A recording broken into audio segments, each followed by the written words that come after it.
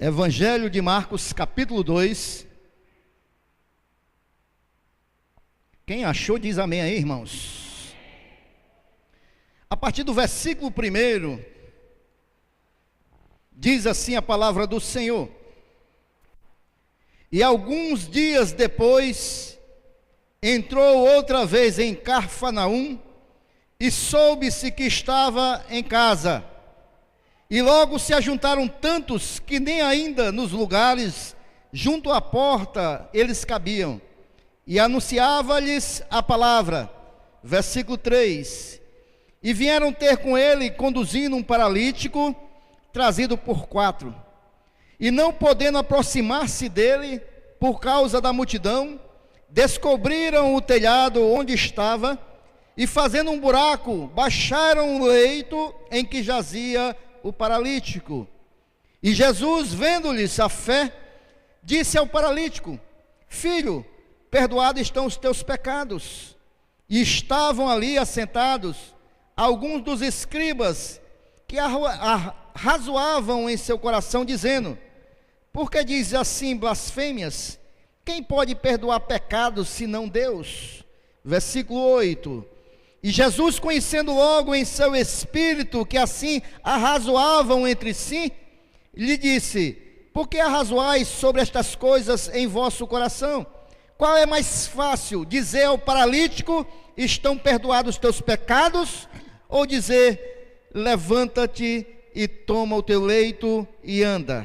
Ora, para que saibais que o Filho do Homem tem na terra poder para perdoar pecados, disse ao paralítico: A ti te digo, levanta-te, toma o teu leito e vai para a tua casa.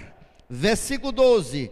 E levantou-se e, tomando logo o leito, saiu em presença de todos, de sorte que todos se admiraram e glorificaram a Deus, dizendo: Nunca tal vimos. Amém, igreja?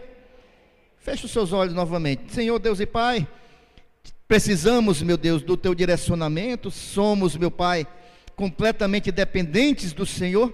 Por isso, vem direcionar esta palavra esta noite, colocar as palavras certas na minha boca, Senhor, e vem nos ensinar através da tua palavra, Pai. Precisamos do teu Santo Espírito, Pai. Precisamos conhecer a tua vontade para nossas vidas, Pai. Precisamos conhecer, meu Deus, o teu direcionamento para nossas vidas. Sê conosco, Pai, nos abençoa, nos livra, meu Pai, de toda a influência do mal. É assim, meu Deus, que eu te oro esta noite e te agradeço pelo poderoso nome de Jesus. Amém, igreja? Queridos, esta palavra tem como título o paralítico de Cafarnaum.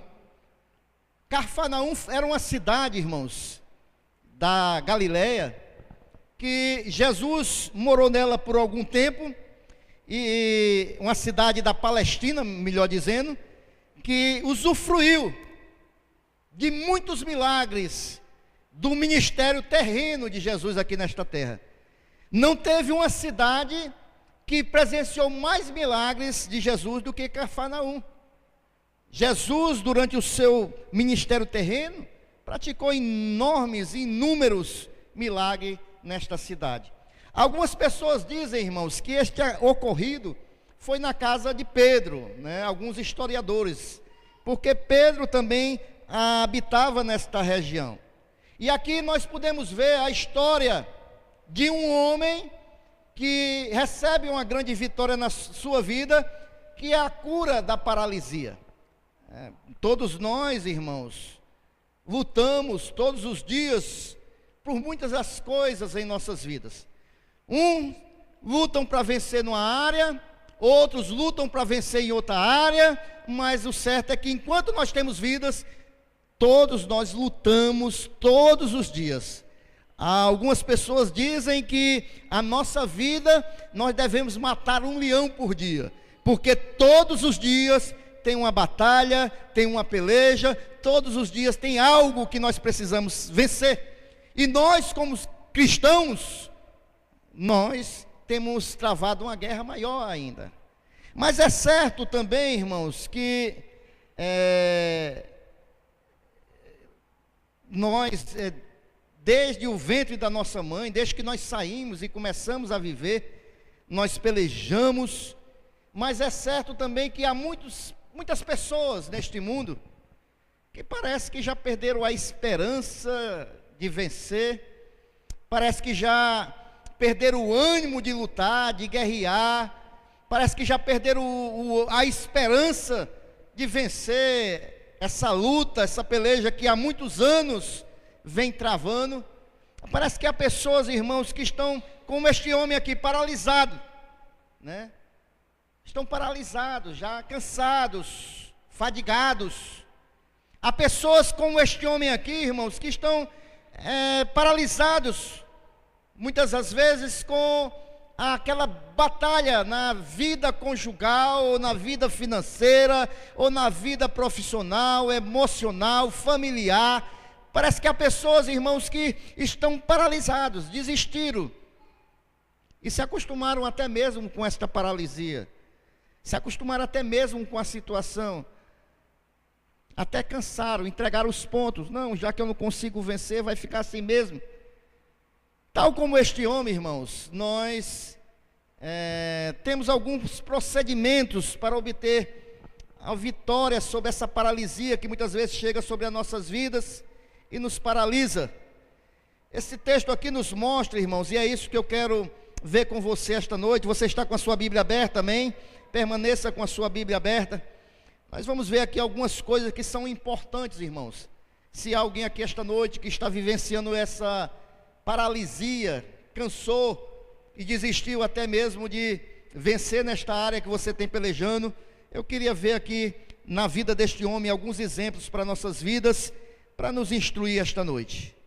A primeira coisa, irmãos, quando nós olhamos para este texto, nós devemos, se nós queremos, irmãos, ter uma vida de vitória em algumas áreas das nossas vidas, e todos nós pelejamos em alguma área das nossas vidas.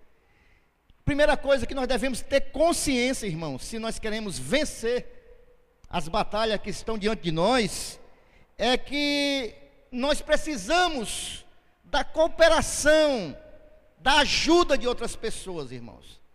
Nenhum ser humano é uma ilha, irmãos, já diziam os filósofos.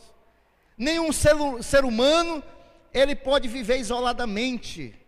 Todos nós precisamos de um aos outros. O paralítico aqui precisou de 4 amigos, irmãos, para o levar até Jesus.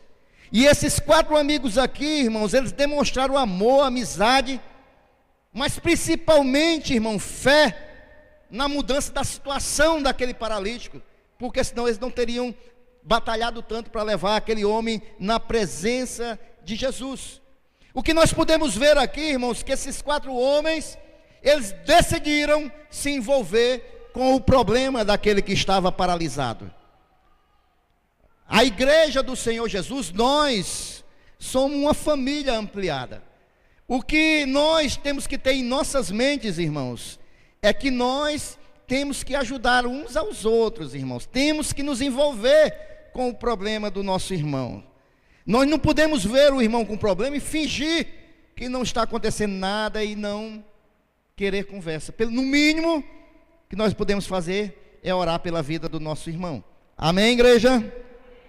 Então, irmãos, nós, precisamos compreender que nós também precisamos da ajuda dos outros, irmãos. Nós precisamos da ajuda dos outros. Ninguém vive sozinho. Ninguém vive sozinho. Na família tem que ser assim, irmãos.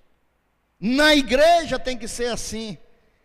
Nós precisamos, irmãos, nos ajudarmos mutuamente. Nós não podemos querer guerrear nossas guerras sozinhos. Agora nós temos que escolher os soldados que devem estar ao nosso lado, é verdade, mas nunca sozinho. Eu me lembro de uma ilustração que eu já falei até algumas vezes aqui, daquela ilustração de pessoas que não querem se envolver com o problema dos outros. Eu falei que isso serve para a família, isso serve para a igreja. Aquela história do rato da fazenda, que o rato vê o dono da fazenda colocando uma ratoeira e ele se desespera. Ele se desespera. Eles estão querendo me pegar, eles estão querendo me matar. E o rato chega para a galinha: me ajude, eles estão querendo me matar, estão botando ratoeira na casa. E a galinha diz: eu não tenho nada a ver com isso, o problema é teu. Ele chega para o porco da fazenda e diz: estão querendo me matar, me ajuda, pelo amor de Deus. E o porco diz: eu não tenho nada a ver com isso, rapaz, o problema é teu, ratoeira é para tu, não é para mim não. E o rato desesperado vai até a dona vaca e diz: dona vaca, pelo amor de Deus, eu já fui na galinha, já fui no porco, ninguém quer me ajudar, me ajude, estão querendo me matar. E a vaca disse: o problema é teu. Sabe o que acontece, irmãos? De madrugada, de noite, no escuro, uma cobra passa pela ratoeira e a ratoeira dispara e pega o rabo da cobra e a cobra fica presa. A dona da fazenda vai com a lamparina no escuro, a ratoeira disparou, alguma coisa pegou. Vou lá na ratoeira e quando vai no escuro a cobra vai e pica a mulher, morde a mulher. E aquela mulher entra num estado de enfermidade. E ali, irmãos, aquela mulher fica acamada. E aquela mulher acamada, doente, sabe o que foi que houve, irmãos? O dono da fazenda diz o seguinte: coitada da minha mulher, a gente tem que tentar fortalecer ela. Mata a galinha lá para a gente fazer uma canja para ela. Aí vai lá na galinha, puxa o pescoço, faz uma canja e dá para a mulher. A mulher adoece mais, aí vem os parentes visitar. Rapaz, vem muita gente, mata o porco lá para a gente fazer um almoço para esse povo, né? E a mulher não resiste e morre. E no velório o dono da fazenda diz: rapaz, mata a vaca, é muita gente, vamos alimentar esse pessoal nesse velório. Ou seja, irmãos, o problema era de todo mundo, irmãos. O problema não era só do rato. O problema era de todo mundo que estava naquela casa. Quando tem alguém da tua família com problema, o problema é teu também, meu irmão. Quando tem alguém com problema na igreja, o problema é teu também, meu irmão. Talvez você diga: o problema é dele, eu não tenho nada a ver com isso. Mas amanhã ou depois vai estourar com você também. Porque onde teve família, onde mexe num, mexe com todos. O Senhor Jesus, inspirando Paulo, ele diz, irmãos, que se um dedo do corpo está com problema, todo o corpo sofre, irmãos. Então quando você ver alguém com problema, diga: o problema é meu também. Eu vou orar, vou interceder, vou ajudar, de alguma maneira eu vou me prontificar, porque o problema também é meu. O problema também é meu. Amém? Então, irmãos, aqueles 4 homens, eles se envolveram com o problema daquele paralítico. Eles viram ele, nosso amigo, nós temos uma oportunidade, Jesus está aí, não, nós vamos levá-lo à presença de Jesus. A gente se lembra também de Pedro, quando estava preso, toda a igreja orando por Pedro, toda a igreja clamando por Pedro, e ele foi solto miraculosamente, né? Então, irmãos, a gente vê na palavra de Deus que diz que quando Israel ia contra o inimigo, Israel, o povo de Deus, ia como um só homem. O que isso quer dizer, irmãos? Que o problema ali era de toda a nação, iam todos como um só homem. Às vezes, irmãos, né, sabemos que também há uma outra questão. Às vezes nós sabemos que a igreja precisa se envolver com o problema das pessoas, mas há uma outra questão. Às vezes as pessoas não querem que a igreja se envolva com o seu problema. Aí há uma outra questão. As pessoas estão passando uma situação, às vezes nós até sabemos, às vezes nós procuramos que a pessoa se abra, mas a pessoa não se abre. Ela quer passar aquele problema só, ela quer passar aquela batalha só, ela quer passar aquela luta só. E muitas das vezes a pessoa não consegue vencer essa luta só, né? E aí o problema não é da igreja. Aliás, o problema é da igreja. A pessoa que está passando o problema é que não compreende que ela precisa compartilhar. Não é compartilhar com toda a igreja, com pessoas, lideranças, pessoas que realmente possam ajudar. Nós temos aqui um ministério de intercessão, nós temos aqui obreiros, nós temos aqui diáconos, nós temos aqui líderes de família, nós temos líderes de jovens, nós temos líderes aqui para lhe ajudar na situação do seu problema. Amém? Agora, irmãos, a vitória das nossas lutas, das nossas pelejas, ela começa, irmãos, quando nós admitimos que precisamos de ajuda, irmãos. Nós admitimos que precisamos de ajuda. Aí começa a nossa vitória. E muitas das vezes a vitória começa quando nós vencemos o orgulho. Porque muitas das vezes nós temos aquele orgulho de não querer mostrar para os outros que nós estamos passando lutas e situações adversas. Não, eu não quero passar para os outros, senão os outros vão pensar que eu não sou tão espiritual como eu demonstro. Não, eu não posso falar para a pessoa que eu estou passando essa luta, essa dificuldade, senão as pessoas vão pensar que eu não tenho fé. Não, irmãos, isso é orgulho. E você precisa verdadeiramente vencer essa questão. Não somos autossuficientes, nós precisamos um dos outros. Você se lembra o que diz lá em Eclesiastes capítulo 4, 9 ao 10? É bom que sejam dois, porque se um cair, o outro levanta. E é justamente isso, irmãos, que nós precisamos compreender. E foi isso que esses homens fizeram, levaram aquele homem à presença de Jesus.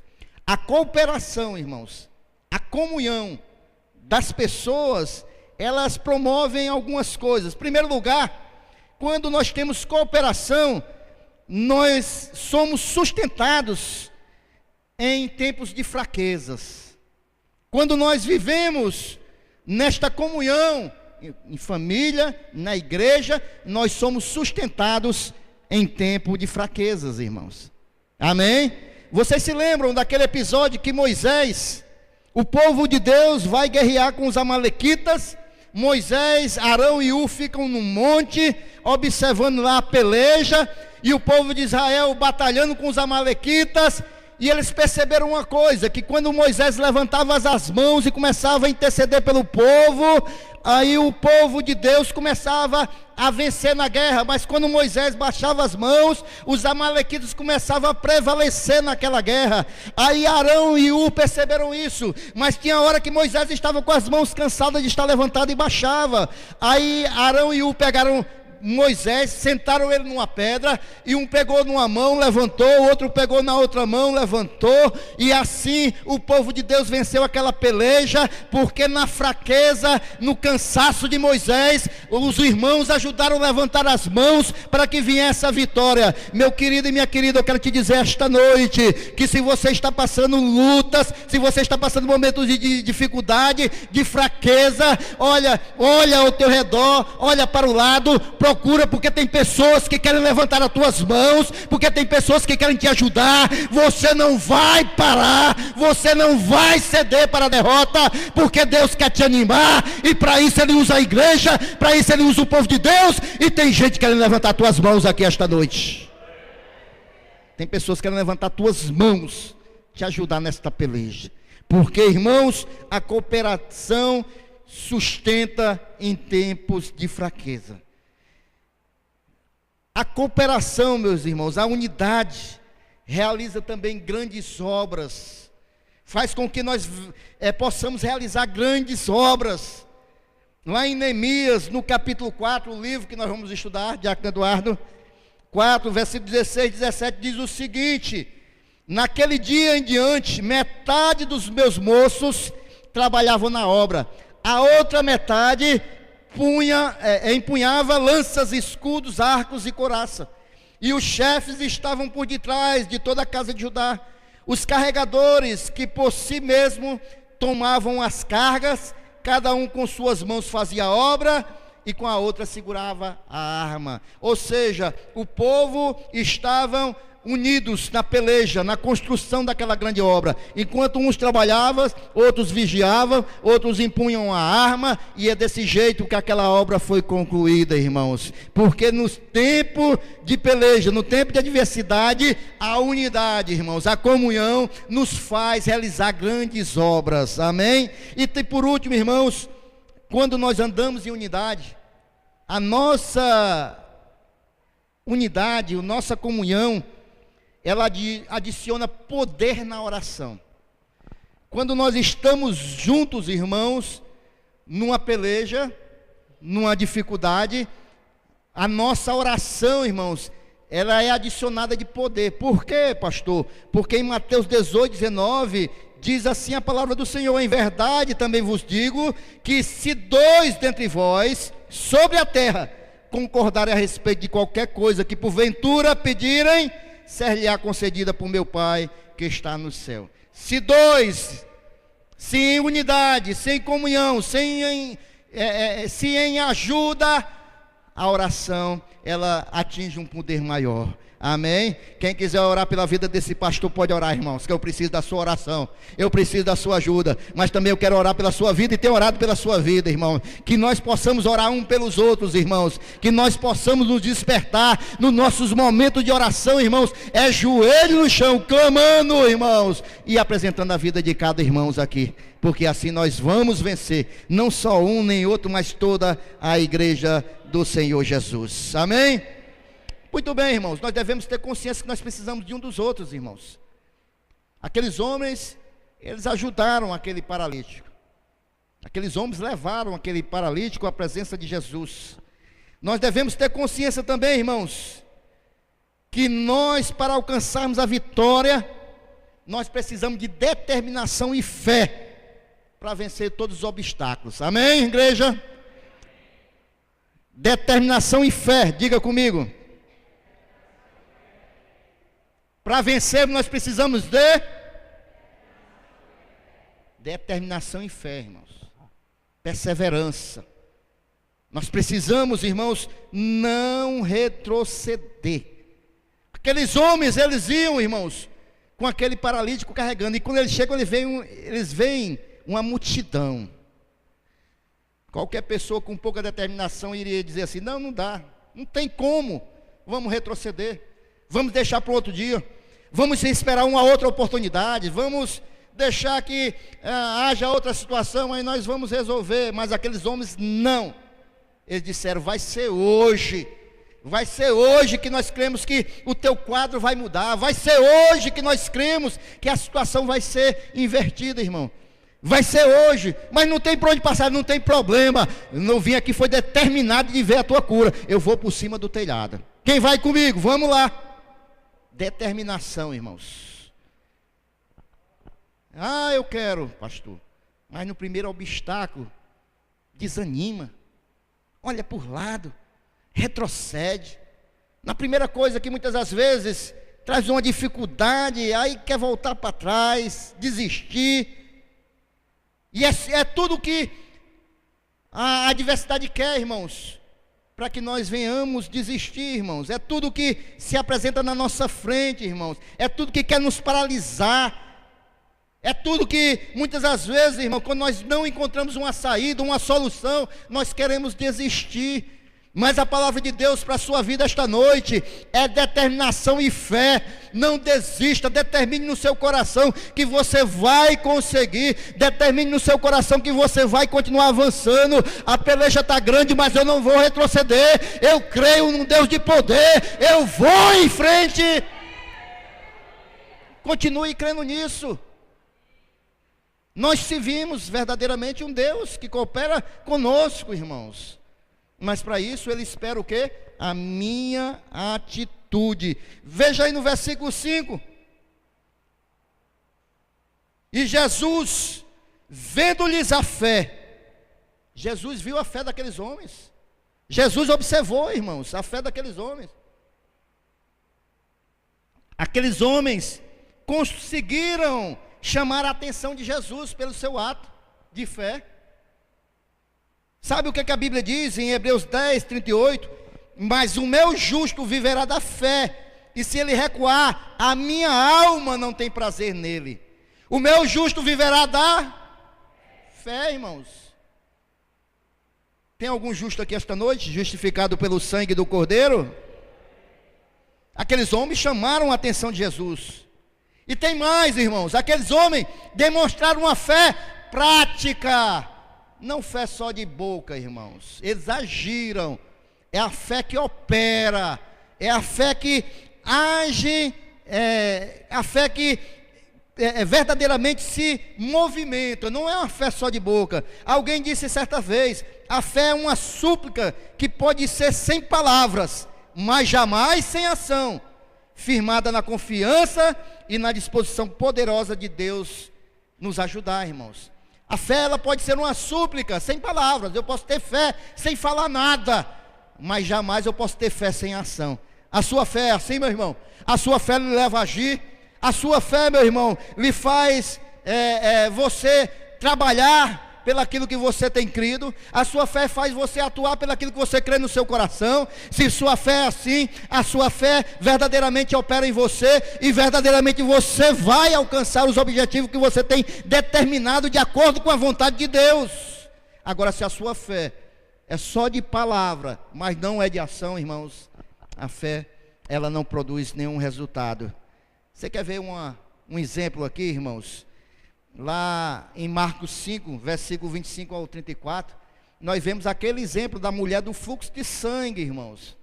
Era alguém que há 12 anos estava sangrando. Era alguém que já tinha gastado todo o seu dinheiro e não tinha resultado, nem tinha sido curada. 12 anos, irmãos. Você já pensou o que é 12 anos sofrendo uma hemorragia? Você já pensou o que é 12 anos sangrando, irmãos? Eu não estou falando de 12 dias, eu estou falando de 12 anos. Aquela mulher já tinha gastado tudo, já tinha procurado todos os médicos. Mas o que acontece? Ela também escuta de quem? Jesus, irmãos. Ela escuta que Jesus estava próximo. O que acontece com ela depois de 12 anos? Ter batido em muitas portas. Ela poderia ter dito no seu coração: eu sei que aquele homem faz milagre, eu tenho ouvido falar dos milagres daquele homem, mas eu vou ficar aqui em oração, que eu sei que ele vai operar. Mas não, ela sai no seu estado, que era terminantemente proibido naquela época uma mulher estar naquele estado, no meio da multidão, mas ela vai até onde tem Jesus. Quando chega lá, ela encontra também o que, irmãos? Uma multidão, irmãos. Uma multidão. Algo que simboliza um empecilho, algo que simboliza uma barreira, que ela poderia desistir, ela poderia voltar. Não tem jeito, é muita gente, eu não poderia nem estar aqui, eu não vou conseguir, eu já estou muito cansada, são 12 anos, mas ela determina o que no seu coração? E ela tem fé, que se eu pegar só na roupa dele, eu vou ser curada. Ela vai por trás da multidão, irmãos, ela estica a mão e ela toca nas vestes de Jesus, e Jesus sente que dele sai o poder, irmãos. E aquela mulher volta para casa curada, porque ela teve fé e ela teve determinação, porque ela não retrocedeu, e ela sai com a sua vitória naquela batalha, naquela peleja que ela travava, que era sobre a sua saúde. Fé, determinação. O cego de Jericó da mesma maneira. Jesus vai passando: Jesus, filho de Davi, tem misericórdia de mim. Cala a boca, rapaz. E ele continua gritando mais alto, até que Jesus: quem é que está me chamando? Manda chamar aquele homem. Você quer enxergar mesmo? Vai, retoma a tua visão. E ele sai pulando, alegre, vendo tudo. Ou se nós poderíamos citar sobre a mulher cananeia, que é a sua filha endemoniada, ela vai até Jesus. Jesus diz: não, eu estou em repouso, estou em descanso, volta, eu não quero te atender agora, mas eu quero, Senhor, eu insisto, Senhor. E Jesus vai e cura a filha daquela mulher. Determinação e fé, irmão. Determinação e fé. Não tem outra saída, irmãos. É determinação e fé. Quando Moisés vê o mar na sua frente fechado, de um lado montanha, do outro lado montanha, atrás os carros de Faraó, não tem saída, não tem jeito, não tem para onde correr. É hora da determinação e da fé. Moisés vai e diz assim: nós vamos passar pelo mar. Ele pega o cajado, levanta o cajado, aí o mar se abre, porque a fé faz com que o mar se abra. A determinação faz marchar em frente, a determinação faz avançar, a determinação faz com que nós venhamos a alcançar a vitória. Não sei se tem alguém aqui esta noite que está precisando de vitória em alguma área da sua vida, mas se tem, eu quero te dizer esta noite: determinação e fé. Determinação e fé. Amém? Devemos, irmãos, ter consciência, se queremos ter vitória, de que a primeira vitória que devemos buscar, eu preguei sobre isso aqui quinta-feira na doutrina. A primeira vitória que nós devemos buscar é a vitória interior, irmãos. Porque às vezes nós ficamos pensando só nas batalhas externas e esquecemos da maior batalha que nós travamos, que é a interna. Se a nossa vida, o nosso coração não tiver em paz com Deus, se nós não tivermos vivendo uma vida de vitória com Deus no Espírito, as coisas externas vai ser difícil, irmão, nós vencermos, porque eu não vou ter fé, eu não vou ter determinação, eu não vou ter ânimo, porque eu estou interiormente desanimado, sem fé. Então a primeira vitória, irmãos, tem que ser a do interior. No versículo 5, e Jesus, vendo-lhes a fé, disse ao paralítico: Filho, estão perdoados os teus pecados. Aparentemente aqui, irmãos, nesse texto, Jesus frustra as expectativas de muitos, até daquele doente que esperava que imediatamente ele fosse ser curado. Ele esperava chegar lá e Jesus dizer: não, você está curado, levanta e anda. Mas Jesus, ele entende e conhece que em primeiro lugar ele tem que colocar em ordem o interior. Aquele homem precisava primeiramente ser restaurado na sua comunhão, no seu relacionamento com Deus, irmãos. Ele precisava ter restaurado a sua vida espiritual. A vitória interior, irmãos, maior que nós podemos alcançar é o perdão de nossos pecados, a nossa salvação, em primeiro lugar. Amém ou não amém? Essa vitória é mais importante, irmãos, deixa eu dizer para você, ela é mais importante do que a cura física, do que a vitória sobre problemas financeiros, de que qualquer outro problema. A vitória interior, que quando nós alcançamos a salvação, a restauração, o perdão dos nossos pecados, é maior do que qualquer vitória terrena. A salvação em Cristo Jesus é a maior riqueza que nós possamos alcançar. A palavra de Deus diz que adianta ganhar o mundo inteiro e perder a sua alma. O que adianta a gente ganhar o mundo inteiro se nós não tivermos a nossa alma nas mãos do Senhor? Qualquer outra vitória exterior deve se iniciar primeiro com a vitória interior. Quem está entendendo aqui esta noite, irmãos? Deixa eu dizer aqui para você. Naamã, ele era um grande general. Ele tinha todos os benefícios que alguém poderia alcançar nesse mundo. Tinha fama, tinha riqueza, tinha status, tinha posição. Mas um dia ele foi acometido de uma lepra. Olha aqui para mim esta noite, em nome de Jesus. Ele foi acometido de uma lepra. E ele é enviado a Israel para falar com Eliseu, um profeta do Senhor. Mas ele chegou para falar com esse profeta com tanta arrogância, com tanto orgulho. Com tanto orgulho. O profeta diz: vai, te lava ali no rio. Não, se fosse para isso, lá na minha terra tem rio melhor do que esse. Cheio de soberba, cheio de orgulho. Aí Deus vai primeiro tratar, irmãos, em curar o interior de Naamã. Vai primeiro tirar o orgulho dele, para depois ele ser curado exteriormente da sua lepra. E é assim que Deus faz conosco muitas das vezes, irmãos. Talvez, irmãos, as situações, a paralisia se persiste por muito tempo, porque Deus está querendo curar algo em nós em primeiro lugar, irmãos. E às vezes nós não compreendemos, irmãos. Talvez essa sua luta está se estendendo, é porque Deus está querendo trabalhar em alguma área da tua vida. Ele está querendo primeiro te curar no teu interior, para depois curar o exterior. Primeiro Ele está querendo curar a tua alma, para depois te dar vitória exterior que você está necessitando. E talvez você não esteja compreendendo.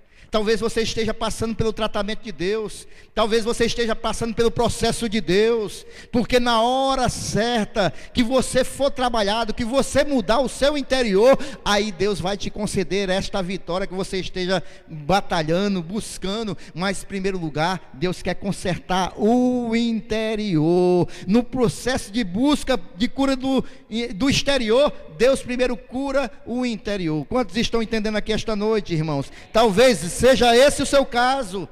Talvez Deus lhe trouxe aqui esta noite, você buscando aí algo de Deus exteriormente, mas talvez Deus te trouxe aqui esta noite, porque Ele quer restaurar a tua vida espiritual, Ele quer te dar a salvação, Ele quer perdoar os teus pecados, Ele quer te fazer ter comunhão novamente com o Pai, e depois sim Ele vai te dar os benefícios deste mundo.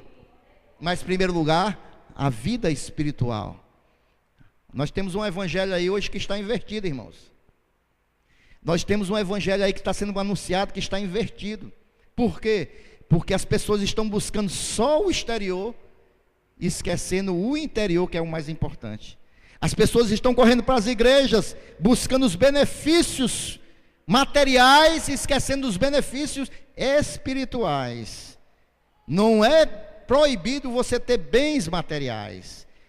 O proibido, o que é errado, é você esquecer que Jesus veio em primeiro lugar para te curar interiormente, a tua alma, te fazer ter comunhão com o Pai novamente. É a primeira coisa de Jesus. Jesus em primeiro lugar chegou para aquele homem, para aquele paralítico, e disse: filho, estão perdoados os teus pecados, em primeiro lugar, e depois veio a cura física. Esse é o processo de Deus. É desta maneira que Deus trabalha.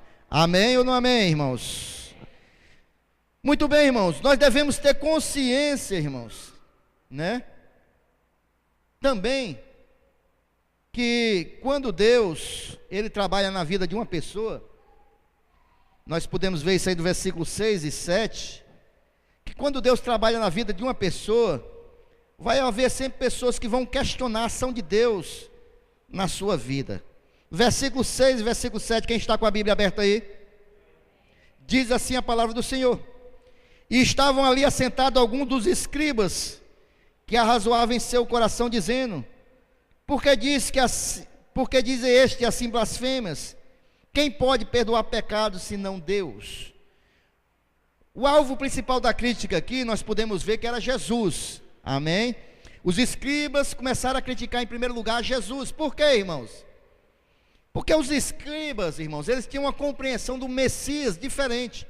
Os escribas, eles acreditavam que Jesus viria como um líder político, com um poder político, alguém que pudesse dominar Israel e tirar ele daquela situação com os romanos. Eles jamais acreditavam que Jesus pudesse vir com um líder espiritual, com poder espiritual. É por isso que eles não compreendem e começam a questionar a Jesus. E quando Jesus perdoa pecados, para eles aquilo é uma blasfêmia, porque para eles Jesus não é o Deus poderoso, né? Então eles começam a criticar toda aquela situação. É importante que você creia, irmãos, que Deus está agindo em sua vida, e não importa o que os outros digam. Talvez você não compreendeu o que eu falei aqui esta noite. Olha aqui para mim. Eu falei que é importante que você creia que Deus está agindo na sua vida, e não importa o que os outros digam. Amém? Não importa o que os outros digam, irmãos. Se você crê que Deus está operando na sua vida, você tem que descansar nas mãos do Senhor. Você tem que crer nisso. Aqueles homens, eles não ficaram paralisados ouvindo as críticas dos que estavam ali, os escribas. Não, eles continuaram determinados e com fé de levar aquele homem à presença de Jesus. E ali houve a cura. Não foi as críticas que os barraram, não foi a oposição, não foi as palavras de desânimo. Não, eles continuaram e alcançaram a Jesus e consequentemente a cura daquele homem. Nós devemos, irmãos, por último, já estou concluindo, nós devemos ter a consciência, se nós queremos alcançar vitórias, que Deus é poderoso para mudar toda e qualquer situação. Eu falei toda e qualquer situação. Eu falei que Deus é poderoso para mudar toda e qualquer situação. Eu não sei qual é a tua situação, eu estou dizendo que Deus é poderoso para mudar esta situação. Deus é poderoso para mudar o quadro das nossas vidas, irmãos. Deus é poderoso, irmão, para transformar o homem, irmãos. E muitas das vezes nós achamos, esse homem não tem jeito, essa mulher não tem jeito, esse menino não tem jeito. Tem jeito sim, irmãos, porque nosso Deus é poderoso para transformar toda e qualquer situação. Nós podemos ver isso no versículo do 8 ao 12. E Jesus, conhecendo logo em seu espírito, que assim é razoável entre si, lhes disse: por que arrazoais sobre estas coisas em vosso coração? Qual é mais fácil? Dizer ao paralítico: estão perdoados os teus pecados?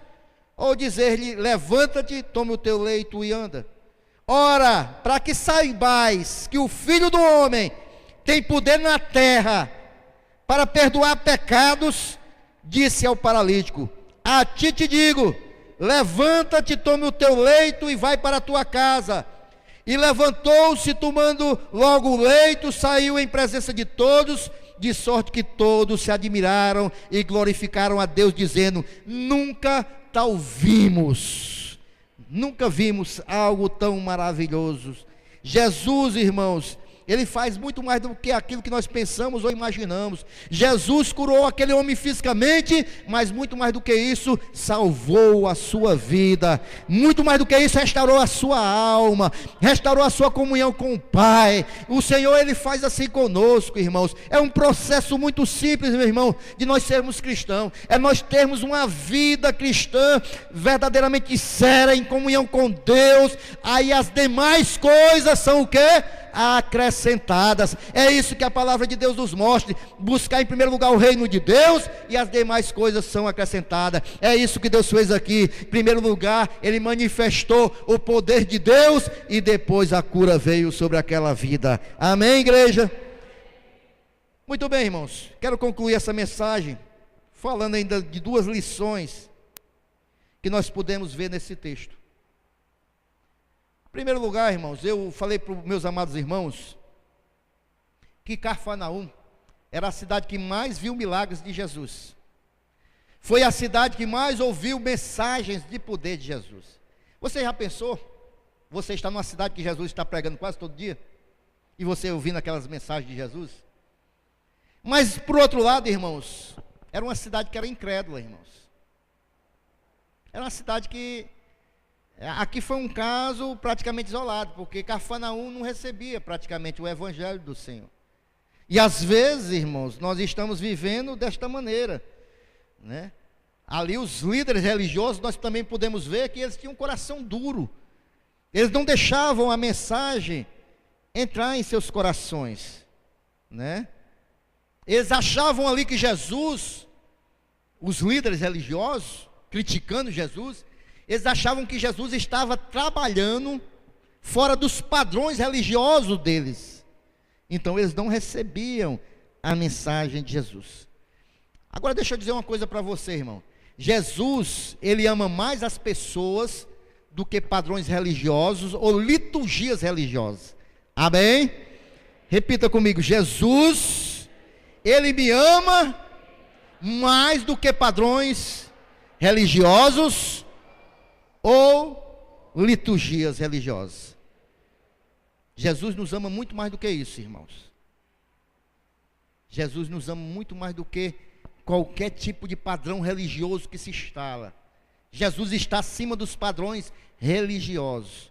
E foi por isso que os escribas, eles não compreenderam isso, e tinham os corações duros. Uma outra lição que nós podemos ver aqui, aplicada às nossas vidas, é sobre a fé. Jesus, Ele valorizou a fé daqueles homens, mas aquele paralítico só foi perdoado os seus pecados, porque Jesus também viu nele fé para ser salvo. Jesus viu no seu interior uma fé pessoal, e assim Jesus perdoou os seus pecados. Para que se haja, olhe para mim aqui esta noite, para que se haja absolvição de pecados, irmãos, é necessário duas coisas principais: que se haja, né, um mediador, nesse caso aqui, o sumo sacerdote Jesus, neste caso aqui, né, e nos padrões do Antigo Testamento, o sacrifício, né? E Jesus, Ele se tornou os dois. Ele é o nosso mediador diante de Deus, somente Ele. Nós só somos salvos através de Jesus. Não tem nenhum outro nome que possa nos levar à salvação. E o sacrifício pelos nossos pecados foi Ele também. Ele se fez Cordeiro de Deus e morreu em nosso lugar, se sacrificando em favor da minha e da sua vida. Então, só tem um caminho para a salvação. Aquele homem creu em Jesus. Você que está aqui esta noite, meu irmão e minha irmã, eu quero te dizer que só há um que pode perdoar os teus pecados. Só um que é o caminho, que é a verdade, que é a vida, e que ninguém vem ao Pai a não ser por Ele, Jesus Cristo. Se você quer, assim como este homem, encontrar salvação para os seus pecados, só através de Jesus Cristo. Só através de Jesus Cristo. Ele é o caminho, Ele é a verdade e Ele é a vida. E esse Jesus está aqui esta noite, porque Deus é Espírito e Ele está aqui esta noite. Eu não sei se há pessoas aqui que estão batalhando há muito tempo ou pouco tempo para alcançar vitória em alguma área da sua vida. Mas se há, eu quero te dizer que a primeira vitória que você pode alcançar na sua vida grande é entregando a tua vida para Jesus.